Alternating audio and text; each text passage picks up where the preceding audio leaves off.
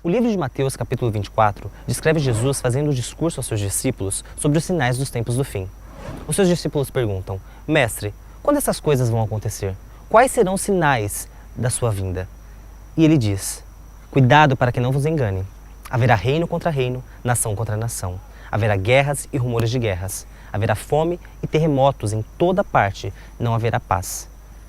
Nós, nos tempos modernos, nos perguntamos quando Jesus vai voltar. Há muitos anos dizem que Jesus vai voltar e até agora ele não veio. Mas há pregadores que continuam firmes, dizendo que Jesus voltará. Mas qual é a base para eles dizerem o que dizem?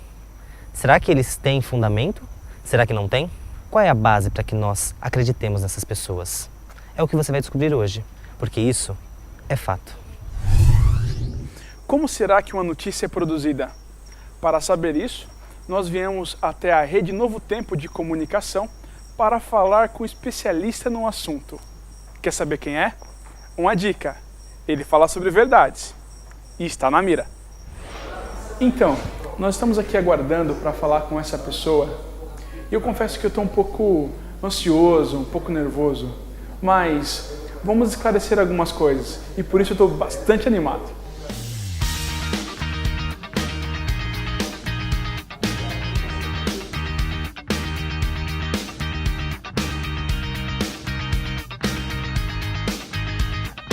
Eu sabia que vocês iam adivinhar.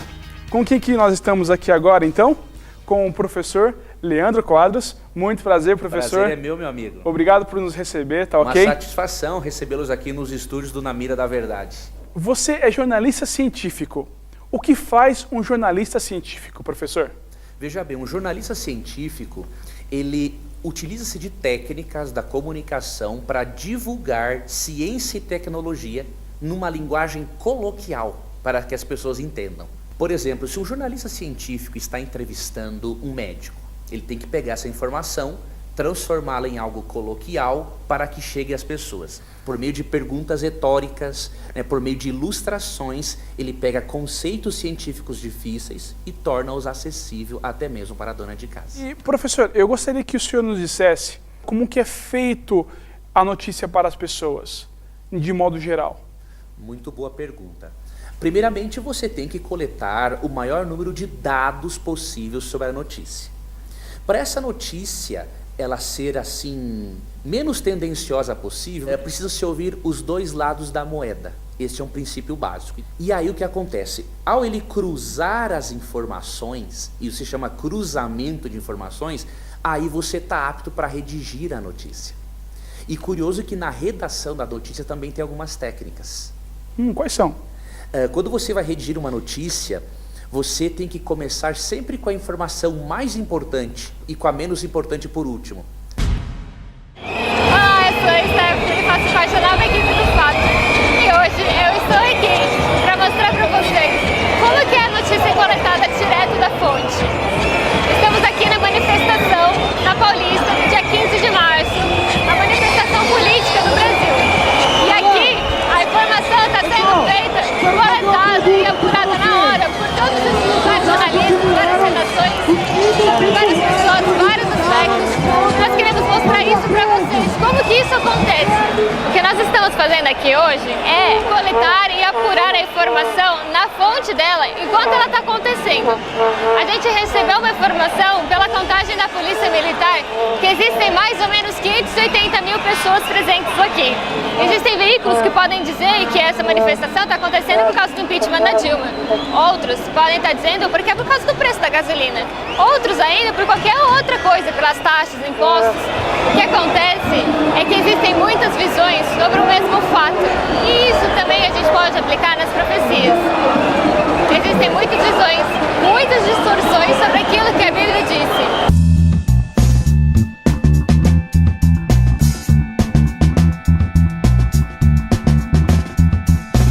A gente vai tentar falar com jornalistas, a gente vai tentar falar com os próprios manifestantes. E como que vocês fazem para coletar a informação na fonte? Como é que isso acontece?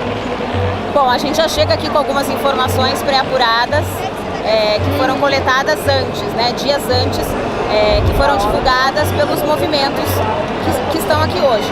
durante a manifestação a gente conversa com os porta-vozes, que são representantes desses movimentos, e eles vão passando informação pra gente. Está acontecendo isso, agora a gente vai fazer isso, a informação que a gente tem não sei quantas mil pessoas. Então esses porta-vozes passam informação pra gente e ao mesmo tempo a nossa redação vai nos alimentando de informação também. Então a gente pega informação aqui, recebe informação da redação e vai criando a notícia. Praça da Sé, centro de São Paulo. É nessa praça que muitas pessoas vêm para reivindicar os seus direitos. Mas não são só elas que vêm aqui para utilizar esse espaço.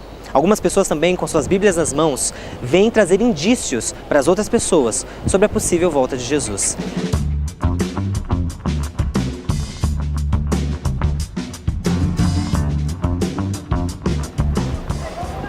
Olha bem para minha fisionomia.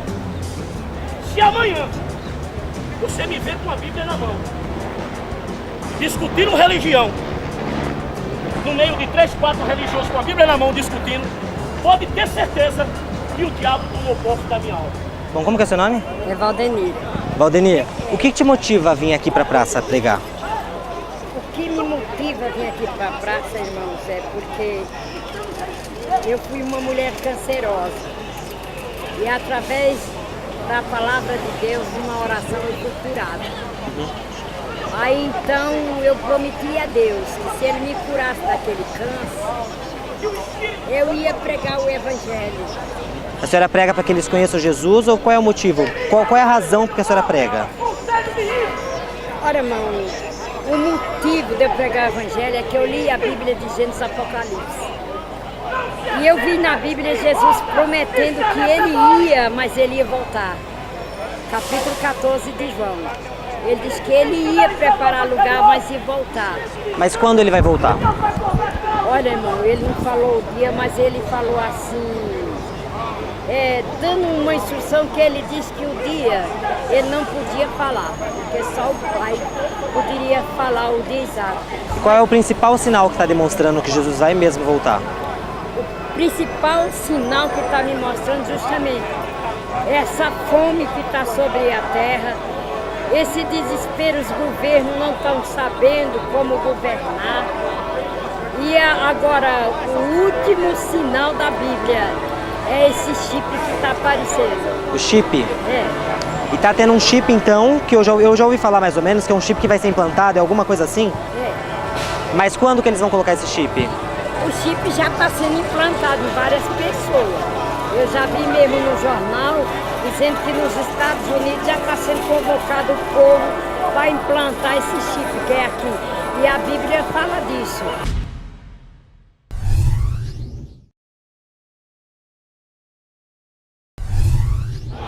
Agora, mais ou menos às 4h50 da tarde, segundo as informações atualizadas, estão presentes aqui no evento mais de 1 milhão de pessoas. Esse preparo anterior de chegar aqui é muito mais importante do que estar aqui exatamente, ou eles são iguais? Não, né? E às vezes é dito uma coisa e acontece outra. Então, o que vale agora, no momento, a observação, as conversas que a gente tem com pessoas que são as lideranças, ou mesmo as pessoas que estão aqui, que estão presenciando, que viram uma coisa lá na frente. Quando a gente vem numa manifestação, a gente tem que ouvir todo mundo. Em primeiro lugar, todo mundo que está aqui está certo. Ninguém que está aqui está errado. Ninguém. Está todo mundo com o seu direito, exercendo seu poder de cidadão e manifestar a favor ou contra qualquer que seja o governo. Então, mas é bom que a gente explique que tem muita gente aqui que é a favor do impeachment, muita gente aqui que é a favor do golpe militar, que muita gente aqui é a favor da reforma política. E mostrar isso, de certa forma, é um pouco complicado, pelo simples motivo de que você não consegue ouvir todo mundo e por um outro simples motivo de que é muita gente. Você falou sobre cruzamento de dados. Isso. Com base nisso, como podemos definir uma boa e uma má notícia? Muito boa pergunta. Uma boa notícia é aquela em que há o cruzamento de informações e a pessoa, o jornalista, o repórter, ele considera os dois lados da moeda para levar uma informação ao seu público, deixando o seu público decidir por si mesmo. Vou dar um exemplo. Hoje no jornalismo brasileiro você percebe uma grande crise nesse aspecto, porque quando a questão é evolucionismo e criacionismo, eles gostam de entrevistar evolucionistas e malhar os criacionistas. Esse não é o princípio jornalístico de cruzamento de informações. No nosso caso, como leitor, nós deveríamos ler a mesma notícia de pontos de vista diferentes. Então, se eu leio uma notícia num jornal, seria bom eu ler em diversos jornais, não é? Para eu cruzar essa informação para ver se ela é verdadeira. Uma coisa importante é que nós nunca devemos confiar cegamente no que um jornalista escreve, ou qualquer outra pessoa. Por quê? O jornalista, por mais que ele se esforce para transmitir a notícia como ela é, tem algo da subjetividade dele ali envolvido.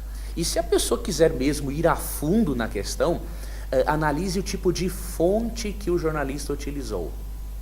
Ele entrevistou pessoas que realmente conhecem do assunto, ele entrevistou pessoas que realmente estiveram presentes no momento do evento, ele teve acesso a testemunhas, não é? Então, todas essas coisas são importantes considerar, porque isso sim dá credibilidade ao trabalho jornalístico. Eu te peço em nome de Jesus Cristo, tenha misericórdia dessa alma e desfaça toda a obra maligna que o diabo tem colocado na vida dele. Em nome de Jesus Cristo, Pai. Não deixe essa alma se perder, mas tenha misericórdia dela, meu Deus, em nome de Jesus. Amém. Essa é a minha parte, meu irmão. Agora depende dele e do Espírito Santo. Há 2000 anos atrás Jesus falou isso aí. E agora está se cumprindo. Porque esse chip, eu estou esquecida até do nome dele, esse chip já está sendo fabricado. Ele já está sendo, o povo vai ser todo. É chamado a implantar esse chip. E diz os próprios governos que ninguém vai poder comprar e nem vender se não tiver com esse chip. Mas e se eu, por exemplo, eu tenho medo de agulha? E se eu, de repente, não quiser deixar colocar o chip em mim? Você não é obrigado, mas você não vai poder comer. Porque no mercado você não vai poder comprar. Em lugar nenhum você não vai poder comprar. Você vai ter que ir, porque quando acontecer essa história mesmo, você vai ter que comprar só com a mão. Tem umas pessoas aqui, ele está orando com elas, pregando o evangelho, falando para sair o diabo do corpo delas e orando sistematicamente para que em nome de Jesus elas sejam transformadas. Tem uma mulher ali no meio, ela está deitada com as duas mãos levantadas, como se ela estivesse no sofá da casa dela. E agora eu vou ver se eu consigo fazer uma entrevista com esse pastor. Tudo bem? Bem. Eu sou o Renato. O senhor? Josemar. Pastor Josemar. Pastor Josemar, o senhor estava ali pregando para várias pessoas aqui na Praça da Sé. E essas pessoas, algumas delas têm desesperança de vida. E como que é pregar para essas pessoas? Para mim é uma satisfação. Uma que é um mandamento, de acordo com as Escrituras, né? Com a Bíblia Sagrada. Porque a Bíblia Sagrada é a regra de fé de todo cristão. Sim. E nós nos baseamos nela. E segundo o que está escrito na Bíblia, é para buscar essas pessoas sem esperança. Porque o próprio Jesus, quando ele esteve aqui, ele disse: quem é bom não precisa de médico, e sim quem está doente. Entendi. E eu vim buscar e salvar o que se havia perdido. Quanto mais perdidos, quanto mais sem esperança, quanto mais na lama essas pessoas encontram-se, mas Deus pode restaurá-lo através da fé. Toda pregação ela tem um foco, certo? E alguns evangélicos, algumas pessoas acreditam na volta de Jesus. Essa é talvez a maior esperança do cristão. O senhor consegue transmitir essa volta de Jesus para essas pessoas, essa esperança? Como? O senhor tem algum tipo de sinal mostrando para elas que Jesus vai voltar? Através das Escrituras. Porque as Escrituras relatam que os acontecimentos, as coisas que ocorrem no planeta Terra, está apontando a volta de Cristo. O senhor pode dar um sinal pra gente, alguma coisa que demonstre que Jesus está voltando?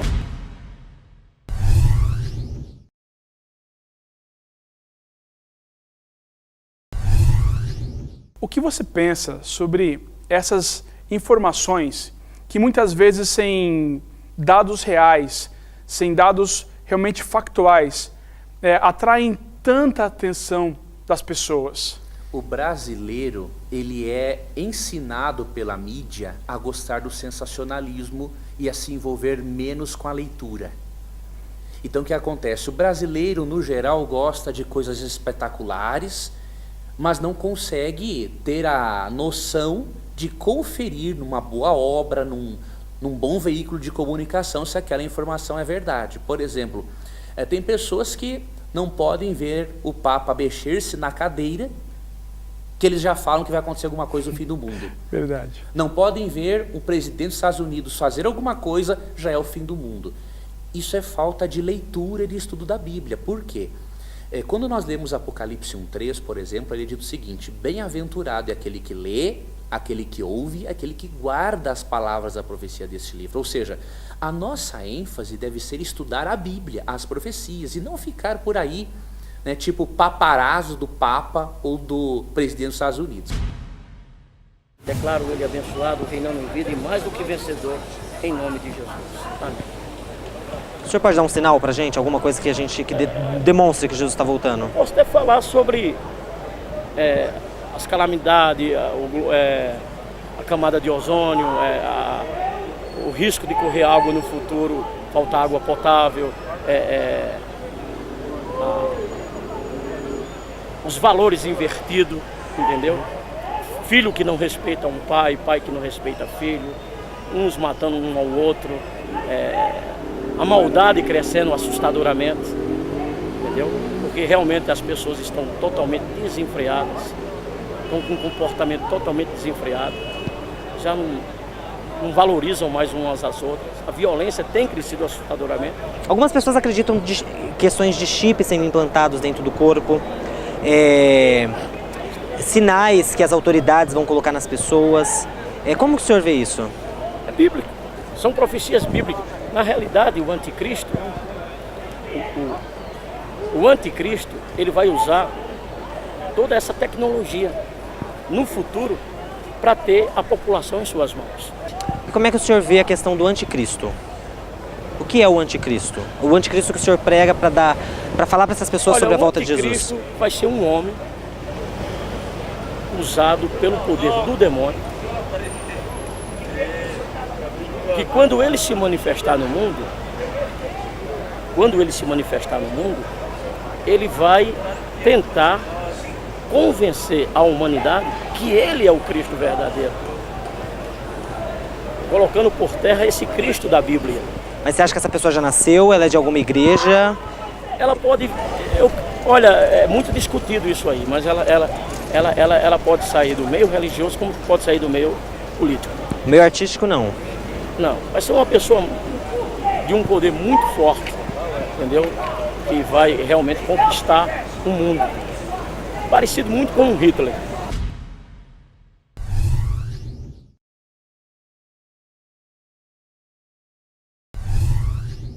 Professor, muito obrigado então pelas dicas que você nos deu hoje. Satisfação, amigo. Eu espero que com essas dicas as pessoas possam ficar mais atentas às informações que elas recebem, a como interpretar ou mesmo entender essas informações, né? Então, mais uma vez, muito obrigado. Muito obrigado, eu agradeço. Sucesso no trabalho de vocês. Obrigado. E isso é fato. E o senhor fala da volta de Jesus, que Jesus logo vai voltar e que existem sinais que demonstram isso. Como é que as pessoas reagem? É porque não, eles reagem. Tem muita gente que... Eles não ficam com medo, por exemplo? Você fala, vai ser implantado chip. Porque a gente prega uma palavra e muita gente não lê a Bíblia. Que é um dos maiores erros das pessoas, é não estudarem a Bíblia, mesmo elas crendo em Deus. Muitas têm preguiça de ler a Bíblia. E quando a gente fala da volta de Cristo, dos acontecimentos, das coisas terríveis que irão acontecer no futuro, causa um certo temor a elas. E elas começam a dar valor à sua vida espiritual e se interessam em conhecer mais as Escrituras. Foi um prazer te conhecer. O prazer foi meu. Tchau, tchau. Que Deus te abençoe. Amém. Vocês são de igreja? Nós somos da Igreja Adventista do Sétimo Dia, mas nós fazemos um trabalho paralelo para os jovens. Conheço, eu assisto. Ah, que bom. Novo Tempo? Não, lá na tele, o Novo Tempo. Ah, aliás, é o melhor programa que tem na televisão, porque eu não concordo com os demais. Entendi. É muito bom saber. Aquelas coisas que não tem nada a ver com a Bíblia. É muito bom saber. Ele é uma pessoa que entendeu bem a questão da pregação do Evangelho. Claro que existem coisas de doutrina ou coisas que ele fala que talvez assuste algumas pessoas, a questão da convicção de que realmente vai ser um chip, ou talvez a convicção de que vai ser um homem, o anticristo, talvez uma interpretação dele para com a Bíblia, mas ele está fazendo o que ele acha que é correto. No programa de hoje, nós vimos o quão poderosa pode ser uma informação, tanto em eventos como esse, quanto nas profecias. E para as profecias, existem informações erradas, alarmistas, falsos sinais da volta de Jesus, coisas que confundem a mente das pessoas. E é por isso que nós precisamos estar com a mente esclarecida e o coração agarrado na palavra de Deus, porque nós não podemos ser enganados, porque isso vai nos dizer a hora que nós vamos voltar para casa. Isso é fato.